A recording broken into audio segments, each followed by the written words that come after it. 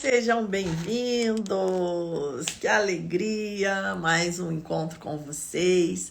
Hoje vamos falar por que a física quântica é transformadora. É importante isso ficar bem claro, porque nós temos algo de tanto valor à nossa disposição nos dias de hoje, essa ciência maravilhosa do século XXI.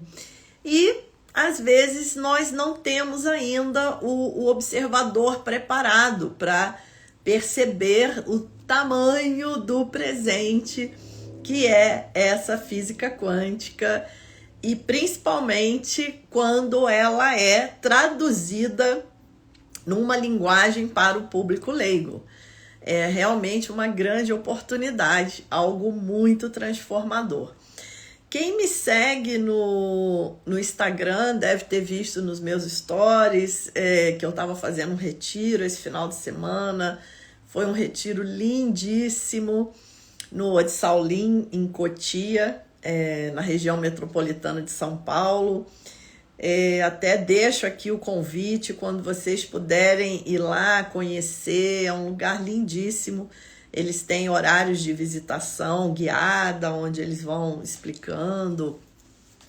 Dentro do templo, é maravilhoso, mas a gente não pode tirar foto, então eu mandei fotos da parte externa. Então, quem está assistindo no YouTube, ainda não me segue no Instagram, segue lá. Eu vou deixar o link do Instagram aqui na descrição, porque lá nos stories eu coloco muita coisa do meu dia a dia, das minhas práticas, da minha rotina. E isso é importante também para vocês verem como que a gente coloca essa física quântica para funcionar no nosso dia a dia. E isso é maravilhoso. Hoje também eu compartilhei agora há pouco lá no Instagram um Reels de um grande lama do budismo tibetano. Ele não tá com roupa de lama, ele tá assim de terno. Eu acho que foi antes dele ser ordenado lama. Hoje ele é um lama, e ele é também um cientista, um pesquisador. Na verdade, ele é um americano. E ele viveu muitos anos no Tibete, teve grandes mestres como professores. E depois ele voltou para o Ocidente e começou a criar projetos. Ele tem o projeto Shamatha, que aplica, a meditação de forma a beneficiar a saúde, a fazer pesquisas sobre a mente. Um trabalho muito bacana. E ele também oferece muitos retiros de uma classe de ensinamentos que é muito avançada, que se chama Dzogchen, que é uma classe de ensinamentos que as pessoas geralmente acham complicada, porque são ensinamentos assim que vão direto à nossa verdadeira natureza, sem muita enrolação, vamos direto vamos ultrapassar esse véu de ilusão que a gente vive, identificados ao falso eu, e vamos direto na nossa verdadeira natureza. Então, essa classe de ensinamento se chama Dzogchen.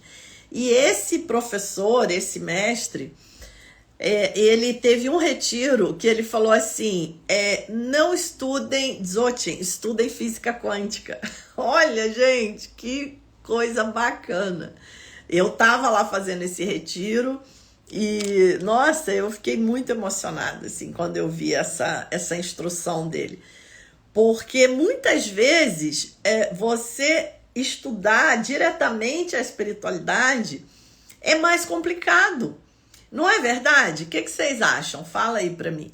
Porque a espiritualidade, muitas vezes, você vai direto no ensinamento da espiritualidade, seja ela de que linha for, aquilo não faz muito sentido, porque as tradições espirituais, de um modo geral, elas vão trazer uma outra descrição, uma outra dinâmica sobre o universo, não é assim? Lá no Livro dos Espíritos, ele vai falar do fluido cósmico universal, ele vai falar do perispírito, nos ensinamentos budistas e outras tradições orientais. eles vão falar da vacuidade, né, que os fenômenos são vazios, né? No próprio cristianismo vai falar que Jesus andou sobre as águas. Então são coisas assim que fogem, né, os milagres que Jesus fazia, que curava doentes, né? E aí a gente fica naquela assim, pô, eu acredito nisso ou não acredito, né? Será que se eu acreditar, isso representa uma fé cega? Né? E o ocidental não gosta disso. O ocidental gosta da ciência, ele gosta da explicação. Não é assim? Vocês concordam? É como a Cris falou aqui, confunde muito as crenças, né?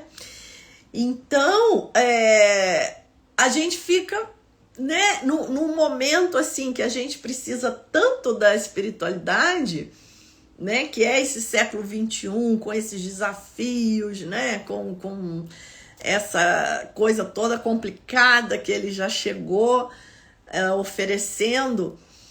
E aí, né, muitas pessoas chegam para mim e falam, Eliane, eu queria me aprofundar na espiritualidade, eu queria né, desenvolver mais o meu caminho espiritual, mas eu não me conecto, né, eu não consigo me conectar, porque as linhas todas parece uma fé cega, porque tem coisa ali que a gente não entende, que, né, a gente vai ver a ciência fala de outra coisa, mas não fala, aí é que tá, né? Essa ciência que vocês acham que tá falando de outra coisa é uma ciência ultrapassada, é uma ciência do século XIX, gente, é uma ciência que tá 2 séculos atrasado.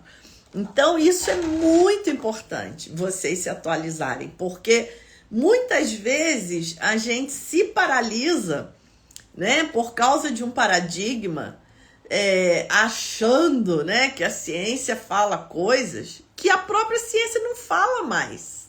Então, a tecnologia, as descobertas científicas, elas estão numa velocidade que, por mais que a gente se atualize todo dia, a gente não consegue acompanhar. Vocês já sentiram isso? Vocês têm essa sensação? Né? Você acha que uma coisa, né, ainda é um projeto, não quer dizer que daqui a pouco aquilo já acontece, ou coisas que a gente nem imagina que seriam capazes, né, de acontecer, daqui a pouco já estão acontecendo e a gente tem uma sensação que a gente está sempre desatualizado, né? Então é muito importante, porque a própria física de partículas, né, a própria descrição do átomo não é nada mais do que a gente pensava, né? Muita gente ainda tá com aquela ideia, né, de que o átomo é um pedacinho de matéria, né? Por quê? Porque isso é o que o senso comum nos diz, né? E o legal da física quântica é isso. É que a física quântica, ela é contra-intuitiva, né? A sua intuição, ela, né? Por quê? Porque a nossa intuição está baseada nesse paradigma clássico cartesiano, que vê o mundo como algo separado de nós, né? Mas isso é o que o nosso senso comum nos diz, né? Até lá no retiro que eu estava, a Lama deu esse exemplo, né? Dentro da evolução científica, né, de como nós, lá na antiguidade, né, acreditávamos que a Terra era plana, o Sol que se movia, né, de um lado para o outro. Por quê? Porque essa é a sensação que a gente tem, né? Isso é o que o senso comum nos diz, né? A gente não se sente correndo no espaço a uma velocidade estonteante. A gente não se sente vivendo num planeta esférico, onde tem hora que a gente fica de cabeça para baixo. Eu me lembro quando eu era criança, quando eu aprendi, né, que o planeta era redondo, eu me lembro disso até hoje, porque eu fiquei tão chocada.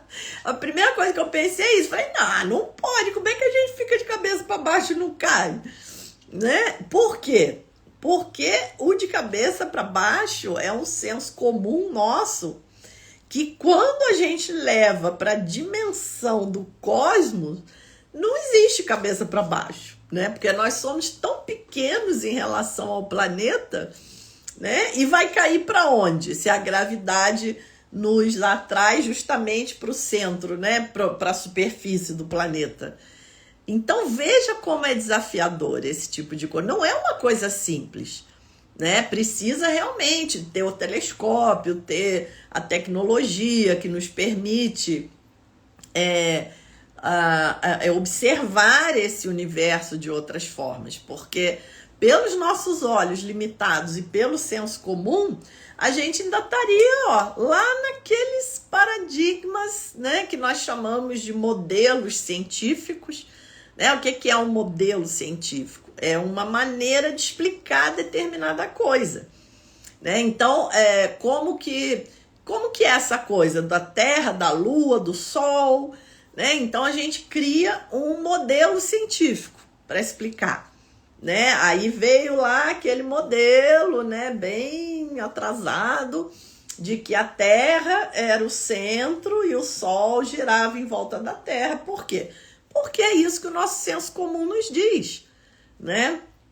E aí teve aquele problema com a própria igreja, né? Que também acreditava que essa seria a interpretação correta, né? Dos ensinamentos, do que estava na Bíblia, nos textos.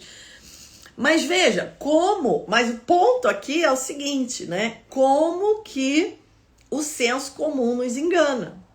Então, tem gente que, se não se atualizar, até hoje deve estar pensando no átomo como esse pedacinho de matéria, porque, né, isso foi o que os atomistas gregos pensaram lá na antiguidade, que nós pegaríamos um pedacinho de matéria, a gente ia quebrando,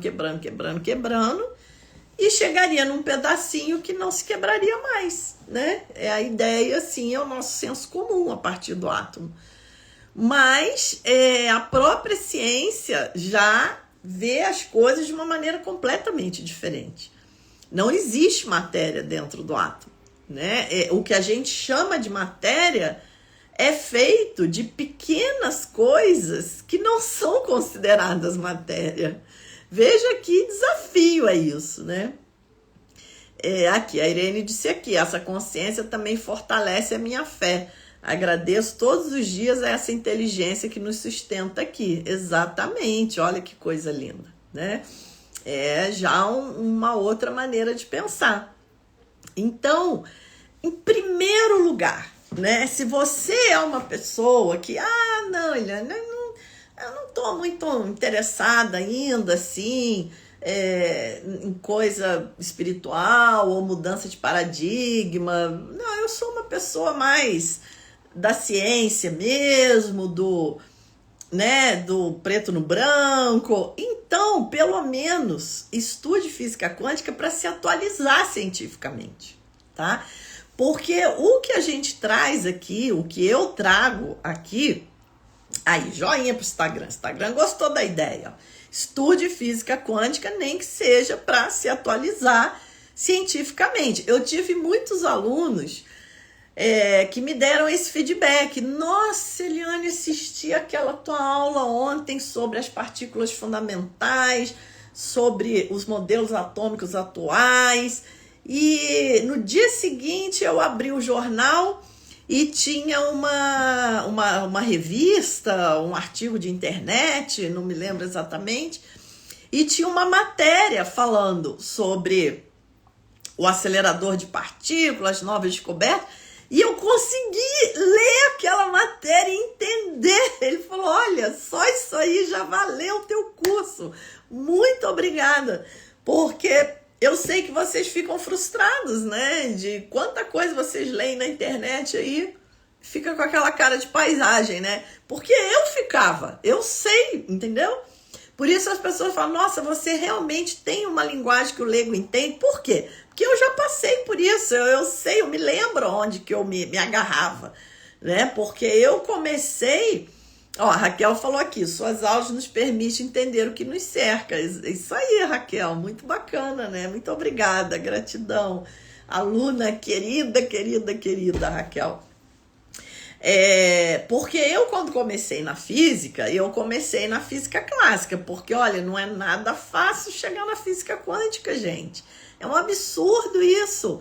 Mesmo fazendo a graduação em física, você só vai ver física quântica no último ano, quando a turma já está abaixo da metade de alunos, porque os alunos vão repetindo, vão saindo. Né? O curso de física é assim, entra 30 alunos e se formam 6, 7. Infelizmente, essa é a verdade. Então, e você só vai ver física quântica lá no último ano, quando é 1/3 da turma, 1/4 da turma só, né? Então, eu fiz a minha formação em física, matemática, comecei a dar aulas, né, de matemática primeiro, depois passei para física, comecei a dar aula só de física, fiz a especialização na Federal do Rio, aí eu dava aula para pré-vestibular, dava aula para faculdades, universidades, cursos de arquitetura, mas sempre na física clássica. Veja só como é difícil chegar na ciência atual, né? Por isso que o Einstein matava a aula para estudar. Por isso que o Einstein era considerado mau aluno, porque ele não tinha paciência com aquilo. Ele falava, não, eu quero estudar as últimas descobertas da ciência, eu não quero ficar estudando uma ciência de um século atrás, né? Sendo que, no caso, agora a gente estuda de 2 séculos atrás, que é a física clássica. Então, eu também me angustiava com isso. Eu pegava lá e os alunos perguntavam, né? E os alunos, meus alunos de ensino médio, eles me perguntavam, professora, o que é esse negócio de gato de Schrödinger, que está vivo e morto? Aí eu também não sabia, porque eu também não tinha estudado física quântica, apesar de ser professora de física. Olha que absurdo, gente. Para você ter a licenciatura, você não estuda física quântica praticamente. Como a Raquel falou aqui, né? Devia ser obrigatório no ensino médio, pelo menos. Mas desde sempre foi assim, né? O meio acadêmico, ele é no mínimo um século atrasado. E aí eu tinha essa angústia, né? De querer conhecer física quântica. Aí só quando eu me mudei para Curitiba, né? Que eu fui fazer o mestrado, eu falei, não, agora eu vou fazer um mestrado em física quântica. Se for outra área, eu nem quero.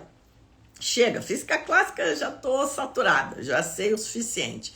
Eu quero estudar física quântica. Aí só no mestrado é que eu fui estudar física quântica. Então vocês vejam, né, como é uma área, ainda é um privilégio de poucos conhecer a física quântica. E aí o que acontecia? Eu lia artigos em revista, eu adorava, super interessante, Científica América Brasil, né? Textos na internet, documentários, eu devorava aquilo tudo, porque eu tinha muita curiosidade com a física quântica, mas eu não entendia, porque a maneira que é divulgada pela mídia, ela não explica, né? Ela informa. Né? Ela fala, o acelerador tal descobriu a partícula tal, ou a tecnologia tal está funcionando, o computador quântico é baseado no emaranhamento quântico, mas não explica. E mesmo quando tentava explicar, era complicado, não era de uma maneira que a gente conseguia entender. E aí, só realmente, quando eu fiz o mestrado, que realmente eu mergulhei, né, nisso que eu já era, assim, o meu sonho, estudar. Então, eu devorei aquele conhecimento, né, eu realmente me dediquei extremamente, terminei meu mestrado com nota máxima em tudo, em matéria, em pré-defesa de tese, em defesa de tese, porque realmente eu estava ali com o meu coração, né, além da mente. E o universo foi tão sábio, né, que assim que eu acabei o mestrado, eu já conheci o meu mestre espiritual, né, que é o Lama Santi. Comecei a estudar os ensinamentos budistas e aí sim é que eu terminei o meu mestrado, né? Eu brinco com o Lama, eu falo agora que eu entendi o que eu estudei no mestrado, porque no mestrado eu fazia muitos cálculos, mas o professor ele não explica no meio acadêmico, né? qual a compreensão de mundo que o princípio da incerteza traz? Né? E aí é o que eu sempre falo para vocês. Isso é nada mais do que um paradigma do meio acadêmico, porque os grandes físicos, né, os ganhadores de prêmio Nobel, os arquitetos da teoria quântica, eles entravam nessa discussão, né? Que visão de mundo que a física quântica traz? Que paradigma é esse que a física quântica traz? A física quântica quebra um paradigma, isso é inegável. E um dos principais arquitetos da teoria quântica foi Niels Bohr, porque o Niels Bohr sacudiu a galera, né? Porque os físicos, o que eles ficavam tentando? Eles ficavam tentando puxar a física quântica para o velho paradigma clássico, cartesiano. Aí, por isso que a física quântica fica cheia de paradoxos, e a física quântica é complicada, e a física quântica não faz sentido. Por quê? Porque a gente quer olhar uma coisa que é muito mais ampla com o olho do estreito. Aí aquilo não cabe. Não tem como você colocar o amplo dentro do estreito. O amplo, ele entende o estreito, mas o estreito não consegue abarcar o amplo. Então, isso é o que acontece na ciência. Por exemplo, nós temos a física clássica, né? As leis de Newton, que descrevem os movimentos. Aí o Einstein propôs a teoria da relatividade, né? Que não é física quântica, é uma outra teoria, mas é uma teoria que vai muito além, né? Ela é uma teoria que vê que a velocidade da luz é constante, que na verdade o tempo que dilata, o espaço que contrai, para compensar essa velocidade da luz que é sempre constante, como se fosse assim, né? Então é uma visão muito mais ampla. Mas aí o que aconteceu? Aí você vai me perguntar, mas aí então as leis de Newton que descrevem o movimento foram abandonadas? Não, de jeito nenhum. As leis de Newton que descrevem os movimentos viraram um caso particular dentro da teoria da relatividade. Olha que lindo isso, gente. Porque a teoria da relatividade ela só vai funcionar, nós só vamos perceber os efeitos relativísticos para velocidades muito altas, próximas à da luz, e massas pequenas, né? No caso da física de partículas. E para velocidades, né, que a gente se move aqui no planeta, os efeitos relativísticos são desprezíveis. Então, quando a velocidade vai se tornando muito pequena, os termos matemáticos das equações, eles se cancelam, eles se anulam. E as próprias equações da teoria da relatividade, elas se transformam nas equações clássicas, nas leis de Newton. Elas se tornam um caso particular para quando as velocidades são pequenas. Quando as velocidades são muito grandes, próximas à da luz, os efeitos relativísticos aparecem. Quando são velocidades baixas, na própria equação matemática, esses termos se cancelam e você cai nas equações de movimento clássicas de Newton. Então vejam que coisa linda. Então, o modelo matemático que é mais amplo, ele abarca o estreito, mas o estreito não tem como enxergar o amplo. Então, esse foi o problema da física quântica, né? Então, Einstein dizia, Deus não joga dados, porque o Einstein tinha horror a essa questão probabilística. E aí, Niels Bohr falava para o Einstein, não diga a Deus o que fazer. E Stephen Hawking, mais recentemente, ainda disse, não só joga, como ainda esconde os dados. Né? Porque ele estava lá, dedicou a vida inteira dele a estudar os buracos negros e olha que dificuldade para entender o que está por trás daquilo tudo.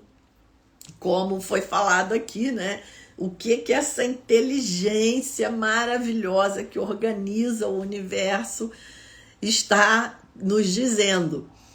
Então, a física quântica, ela não vai desvalidar a física clássica, mas ela vai mostrar que existe um outro paradigma, que a física clássica funciona sim, vai continuar funcionando, mas ela é um caso particular da teoria quântica. O que realmente descreve o universo na sua essência, na sua profundidade, é a física quântica.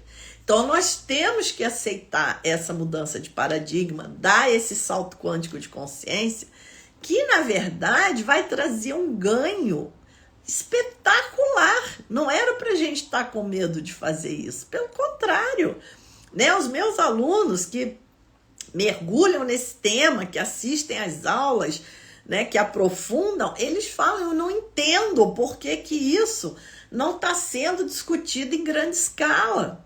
Isso tinha que ser o tema principal, você tinha que abrir lá a página da UOL e tá lá bem grandão. O princípio da incerteza diz que nós temos infinitas possibilidades, que o futuro não é determinado, o futuro é probabilístico, porque no agora nós temos infinitas possibilidades.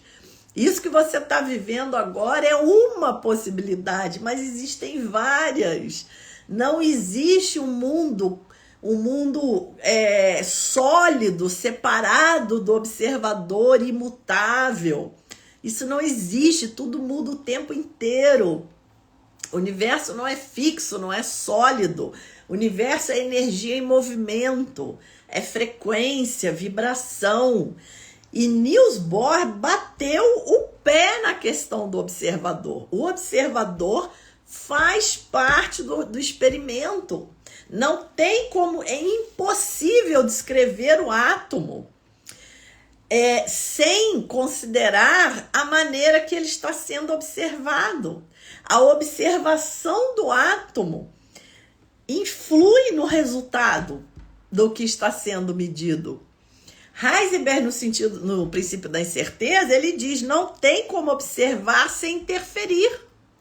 Tem até uma historinha que ele chega numa panificadora linda, uma doceria, e aí tem aquelas tortas maravilhosas, aqueles doces na vitrine, e aí o Heisenberg fala, eu quero aquele doce ali. Aí a atendente fala, eu abre ali a vitrine para pegar. Ele fala, não, mas eu não quero esse aqui da vitrine, não. Você tem um outro lá dentro? Ela fala, tenho, mas qual o problema com esse da vitrine? Aí o Heisenberg briga, porque esse já foi muito observado. Né? Porque o princípio da incerteza, ele vai dizer, não tem como observar sem interferir. E os grandes gênios da física, vou repetir aqui, os ganhadores de prêmio Nobel traziam essas questões. Só que, por uma questão de paradigma clássico que ainda impera no meio acadêmico, isso tudo é deixado de lado. E como a Raquel falou aqui, também põe em xeque grandes interesses. Porque desde que o mundo é mundo, nós somos manipulados, gente, né? Desde que o mundo é mundo, os grandes poderosos, né? As pessoas que realmente querem o poder, querem dominar, como que se domina? Manipulando. E o conhecimento liberta. O conhecimento liberta. Quem concorda? Quem concorda?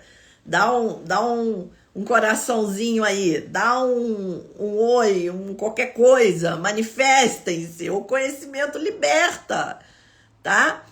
Então, os grandes poderosos que querem manipular, eles não querem, eles não têm interesse. E a ciência, infelizmente, ela acaba também atendendo aos interesses, né, desses poderosos, porque são eles que financiam os projetos científicos, né? Vocês já devem ter ouvido falar que as pessoas falam assim, eu vou investir numa pesquisa, né? Então, as pesquisas, elas são investimentos. Então a pessoa vai lá, ela investe numa pesquisa científica, já pensando no lucro, né, que ela vai poder ter com aquele resultado, tá? Então, quem que vai investir numa pesquisa para mostrar que nós, como observadores, somos os mestres da nossa vida? Quem que vai investir numa pesquisa para mostrar que nós vivemos que a verdadeira realidade do universo é esse espaço de possibilidades e que nós, como observadores, somos co-criadores da nossa realidade, que nós podemos atingir, conseguir, conquistar essa felicidade, essa liberdade que nós sonhamos, sem ficar por aí escravo de consumismo. Quem que vai querer investir nisso, gente? Ninguém. Então, como que esse conhecimento é passado? Através de idealizadores, né? Tipo, o professor, ele é um idealizador, né? É um idealista. Então, é uma questão de coração para coração, né? Eu tive o meu insight, foi muito libertador, muito recompensador. E a gente tem essa sensação, nossa, eu tenho que espalhar isso para as pessoas, porque todos somos um. Você ter um conhecimento e aquele conhecimento ficar guardado só para você, aquilo não floresce, aquilo não dá frutos, a gente não se sente realizado. Nós só sentimos essa realização quando nós compartilhamos, aí aquilo se multiplica, né? Então, hoje, felizmente, né, existe a internet, nós não ficamos mais dependendo, né, de um meio de comunicação, de uma mídia comprometida, né, para passar as nossas ideias. Hoje, felizmente, nós passamos as nossas ideias, né? A gente vem aqui, ó, e fala, entendeu? Isso é maravilhoso. Daí a gente quer publicar um livro, a gente vai lá e publica aqui, ó, meu primeiro livro, Quantum Primordial, campeão de vendas, elogiadíssimo. Já tá na 3ª edição. Eu publiquei por conta própria. Eu fui lá, paguei a gráfica, já tinha um número enorme de alunos, um número enorme de seguidores. Fui lá, fiz uma pré-venda, peguei o dinheiro, paguei a gráfica e até hoje eu vendo esse livro. Vende em livrarias, mas vendo também no meu site, vendo diretamente para os seguidores. O José falando aqui que o livro é sensacional. Muito obrigada, José. Então, mês passado eu dei aula numa pós-graduação de psicologia transpessoal, talvez até tenha alguém assistindo aqui. E eu fiquei numa felicidade, porque eu cheguei lá para dar aula e os alunos já vieram. Nossa, amei o teu livro, parabéns, que livro espetacular, coisas assim que eu já estava há anos tentando entender. O teu livro respondeu para mim. Então veja que momento maravilhoso que nós estamos vivendo, né? Que o conhecimento está muito acessível. Eu não fiquei... Aí o José falando, obrigado pelos esclarecimentos libertadores. Eu que agradeço, que coisa linda, muito obrigada.